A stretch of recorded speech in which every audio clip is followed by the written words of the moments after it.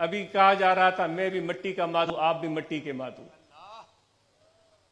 जैसी आपकी शक्ल वैसी मेरी शक्ल, जैसी मुझे भूख लगती है वैसे आपको भूख लगती है, जैसे मुझे प्यास लगती है वैसे आपको प्यास लगती है, जैसे मुझे रात को बिस्तर चाहिए वैसे आपको बिस्तर चाहिए। हम तो एक जैसे हो गए। तो वो कौन है जो निराला है? वो कौन है जो लाडला है?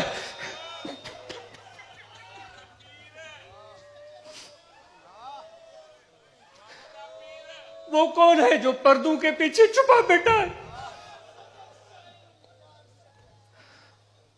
वो कौन है जो हमें घर में सुख से बैठने नहीं देता? वो कौन है जो हमारे नींदों में भी हमें बेचैन कर देता है? वो कौन है?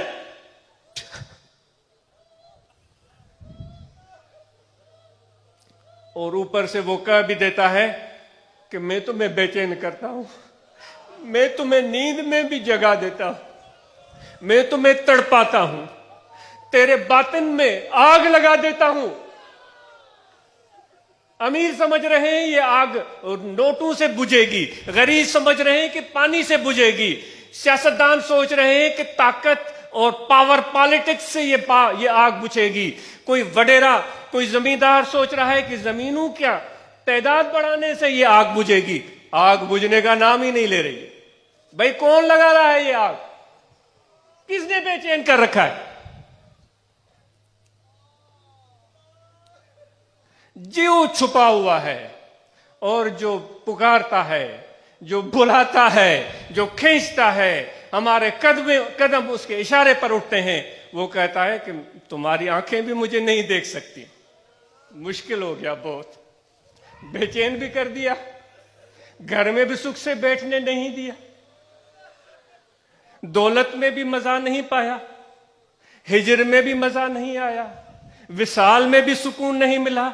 ए मेरे लाडले, ए मेरे प्यारे, हम क्या करें?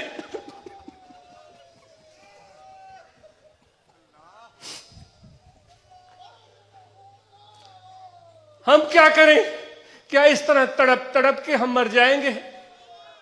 इस तरह हमारी जनाजे उठेंगे और इस तरह बेसरो सामाने के आलम में दुनिया से रुखसत हो जाएंगे?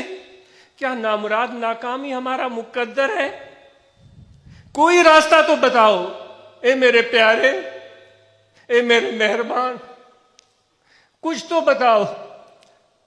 जब हम देख भी नहीं पाते तो फिर हम क्या करें? तो आगे वो कहता है जरा सोचो तो सही, मैंने तुम्हारे काम को मुश्किल नहीं बनाया है बेवकूफ।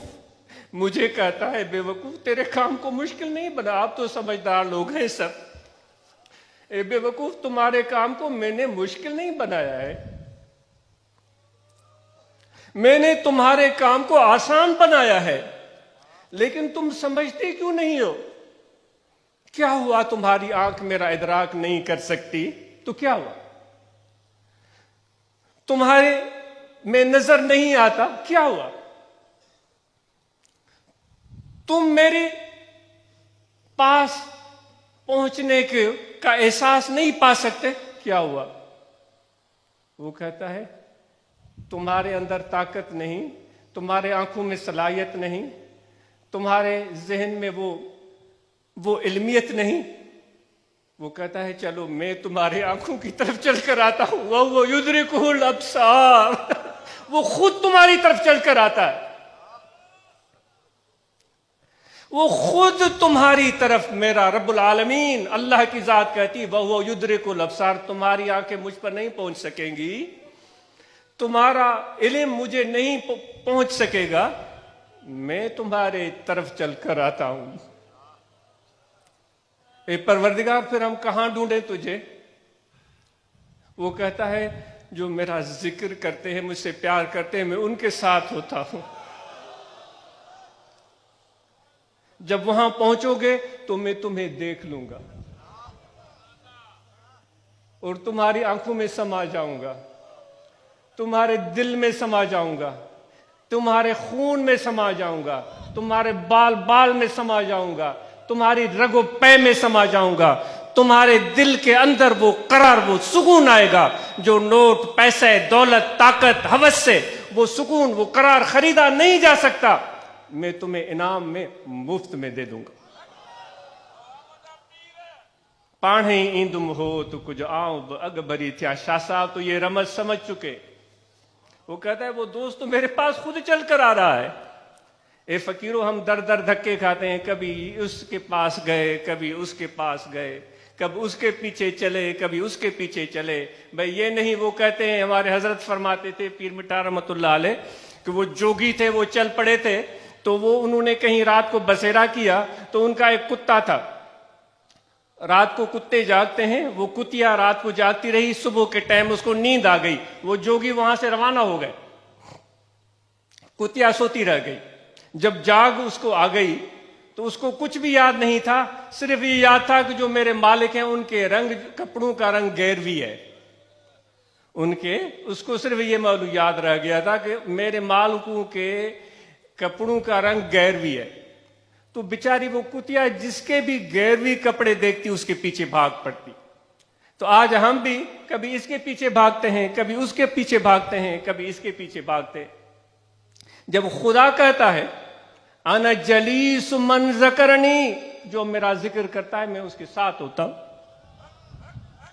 इतने जिक्र वाले आप यहां बैठे हुए हैं, तो वो प्यारा, वो लाडला महबूब रब्बुल आलमीन, जिसका तारुफ हमारे आका व मौला हजरत सल्लल्लाहु अलैहि वसल्लम ने हमें करवाया, जिसका इरफान आका व मौला हजरत सल्लल्लाहु अलैहि वसल्लम ने हमें दिया, तो वो परवरदिगार उस जिक्र वालों के साथ होता है। उनकी तरफ जाना, उनके साथ तुम्हारा बैठना, ये उनके साथ बैठना नहीं, ये मेरे आका व मौला हज़रत सल्लल्लाहु अलैहि वसल्लम के साथ बैठना है। ये बैठना हुजूर अलैहिस्सलात वस्सलाम के जात के साथ नहीं, ये कुर्बत, ये सोबत, ये हमनशीनी खुदा के साथ होती है। तो इस चीज का एहसास अपने दिल की गहराइयों में महसूस करें। तो पहली बात यह हुई कि जिसने आज हमारे दिल में तड़प पैदा की, चलकर यहां आए, तो वो हमारे आने से पहले ही हमारे पास पहुंच चुका था। हमारी आंखें उसको देख नहीं रही थी, लेकिन वो हमारे आंखों में आ गया है। हमारा दिमाग उसको समझने से कासिर था, लेकिन वो खुद चलकर हमारे दिल में आ चुका है। आंख खोलो, जरा आंख खोलो, जरा झांक कर देखो। छो वनी वणकार हित न गोली हो तके, लिको कीन लतीफ चे बारो चो बेपार, नाए नेण निहार तो में देरो दोस्त जो।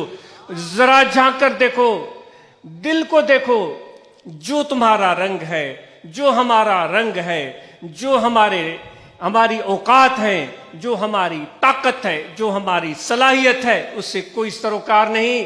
परवरदिगार की नजर में जितनी भी मखलूक है, सबके लिए प्यार है, सबके लिए शफकत है। बख्श देना तो उसके लिए कोई मसला ही नहीं है, माफ कर देना तो उसके लिए कोई बड़ी बात है ही नहीं। दोस्तों, कभी भी मायूस मत होना उस रहमत रब्बुल आलमीन की जात से।